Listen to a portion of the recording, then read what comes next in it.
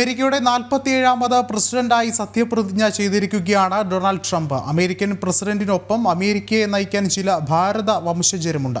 അവർ ആരെല്ലാമെന്ന് പരിശോധിക്കാം. ട്രംപിനൊപ്പം ആരെ എന്ന ചോദ്യത്തിനുള്ള ആദ്യ ഉത്തരമാണ് വൈസ് പ്രസിഡന്റ് ജെ.ഡി. വാൻസ്. ജെ.ഡി. വാൻസ് ഭാരതീയനല്ലെങ്കിലും അദ്ദേഹത്തിന്റെ നട്ടെല്ലായി നിൽക്കുന്ന ഭാര്യ ഉഷ ചിലകുരി ഭാരത വംശജയാണ്. ആന്ധ്രാപ്രദേശിലാണ് ഉഷയുടെ വേരുകൾ.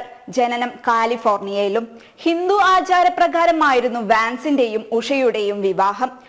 വാൻസിന്റെ രാഷ്ട്രീയ പരിപാടികളിൽ മാർഗനിർദ്ദേശവും പിന്തുണയുമായി എപ്പോഴും ഉഷയുമുണ്ട്. അമേരിക്കയുടെ 50ാമത് വൈസ് പ്രസിഡന്റായി വാൻസിനെ തിരഞ്ഞെടുത്തപ്പോൾ യുഎസിലെ ആദ്യ ഇന്ത്യൻ വംശജയായ സെക്കൻഡ് ലേഡി ആയിരിക്കുകയാണ് ഉഷ ചിലകുരി. അമേരിക്കൻ പ്രസിഡന്റ് നാമനിർദ്ദേശം ചെയ്ത മറ്റൊരാളാണ് കാഷ് പട്ടേൽ. ഡൊണാൾഡ് ട്രംപിന്റെ വിശ്വസ്തനും പിന്തുണക്കാരനുമാണ് Kash Patel. Federal bureau of ഇൻവെസ്റ്റിഗേഷന്റെ ഡയറക്ടർ എന്ന നിലയിലാണ് കാഷ് അധികാരത്തിൽ വരുന്നത്. ട്രംപ് ഭരണകൂടത്തിൽ അദ്ദേഹത്തിനുള്ള പങ്ക് നിർണായകമാണ്. US സർക്കാരിന്റെ സുപ്രധാന സ്ഥാനങ്ങളിൽ സേവനമനുഷ്ഠിച്ച ഇന്ത്യൻ വംശജനായ അഭിഭാഷകനാണ് കാഷ് പട്ടേൽ. 1980 ഫെബ്രുവരി 25 ന്യൂയോർക്കിൽ ജനിച്ച പട്ടേലിന്റെ വേരുകൾ ഗുജറാത്തിലെ വഡോദരയിലാണ്. റിച്ച്മണ്ട് സർവകലാശാലയിൽ നിന്ന് ബിരുദം നേടിയ അദ്ദേഹം പിന്നീട് പേസ് സർവകലാശാലയിലെ സ്കൂൾ ഓഫ് ലോയിൽ നിന്നും ജൂറിസ് ഡോക്ടർ നേടി. കഴിഞ്ഞ ട്രംപ് സർക്കാരിന്റെ വിവിധ ഇന്റലിജൻസ് വകുപ്പുകളുടെ മേധാവി കൂടിയായിരുന്നു കാഷ് പട്ടേൽ. കൊൽക്കത്തയിൽ നിന്നുള്ള സാമ്പത്തിക വിദഗ്ധനായ ജയ് ഭട്ടാചാര്യയാണ് അമേരിക്കയെ നയിക്കുന്ന മറ്റൊരാൾ.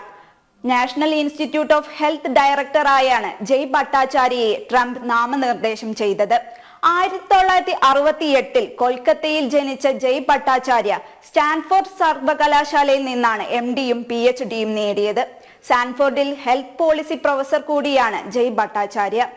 നൂതന ക്ലിനിക്കൽ പരീക്ഷണങ്ങളും മെഡിക്കൽ പഠനങ്ങൾക്ക് ധനസഹായവും ഉറപ്പാക്കുന്ന US ബയോമെഡിക്കൽ ഗവേഷണത്തിന് മേൽനോട്ടം വഹിക്കുന്ന നാഷണൽ ഇൻസ്റ്റിറ്റ്യൂട്ട് ഓഫ് ഹെൽത്തിനെ വിപുലീകരിക്കാനുള്ള ശ്രമങ്ങളായിരിക്കും ആദ്യഘട്ടത്തിൽ ഭട്ടാചാര്യയുടെ ലക്ഷ്യം. ട്രംപ് 2.0 ക്യാബിനറ്റിൽ നാമനിർദ്ദേശം ചെയ്യപ്പെട്ട 4ാമത്തെ ഭാരത വംശജയാണ് ഹർമിത് കെ ധില്ലോൺ. അമേരിക്കൻ അഭിഭാഷകയായ ഹർമിതിനെ നീതിന്യായ വകുപ്പിലെ പൗരാവകാശങ്ങൾക്കായുള്ള അസിസ്റ്റന്റ് അറ്റോർണി ജനറലായാണ് തെരഞ്ഞെടുത്തത്. യൂണിവേഴ്സിറ്റി ഓഫ് വെർജീനിയ ലോ സ്കൂളിൽ നിന്നും ബിരുദം നേടിയ അവർ US fourth circuit court of അപ്പീൽസിൽ ക്ലർക്കായിരുന്നു.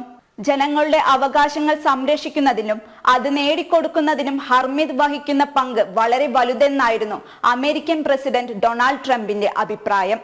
ഇന്ത്യൻ അമേരിക്കൻ വംശജനായ ശ്രീറാം കൃഷ്ണനും ട്രംപ് 2.0-ൽ മുഖ്യധാരയിലുണ്ട്. നിർമ്മിത ബുദ്ധി നയത്തിന്റെ ഉപദേശകനായാണ് ശ്രീറാം കൃഷ്ണനെ ട്രംപ് നിയോഗിച്ചിരിക്കുന്നത്. White house science and technology senior AI policy അഡ്വൈസറായി ശ്രീറാമിനെ നിയമിച്ച കാര്യം ട്രംപ് നേരത്തെ വ്യക്തമാക്കിയിരുന്നു. White house AI and crypto czar ഉദ്യോഗസ്ഥനായ ഡേവിഡ് സാക്സിനൊപ്പം അമേരിക്കയെ നയിക്കാൻ ഇനി ശ്രീറാം കൃഷ്ണനുമുണ്ടാകും. ഇലോൺ മസ്കുമായി അടുത്ത ബന്ധമുള്ള വ്യക്തിയാണ് ശ്രീറാം കൃഷ്ണൻ. ട്വിറ്ററിൽ മാറ്റങ്ങൾ വരുത്തുന്നതിനും മസ്ക് ശ്രീറാമിനെ നിയോഗിച്ചിരുന്നു.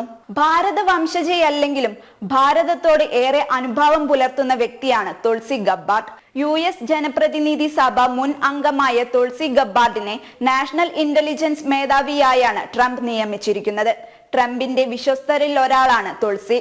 US പാർലമെന്റിലെ ഹിന്ദുമത വിശ്വാസിയായ ആദ്യ അംഗമാണ് തുൾസി. ഭാരതീയ സംസ്കാരത്തെ ഹൃദയത്തോട് ചേർത്തു നിർത്തുന്ന തുൾസി ഭഗവത്ഗീതയിൽ തൊട്ടാണ് സത്യപ്രതിജ്ഞ ചെയ്തത്.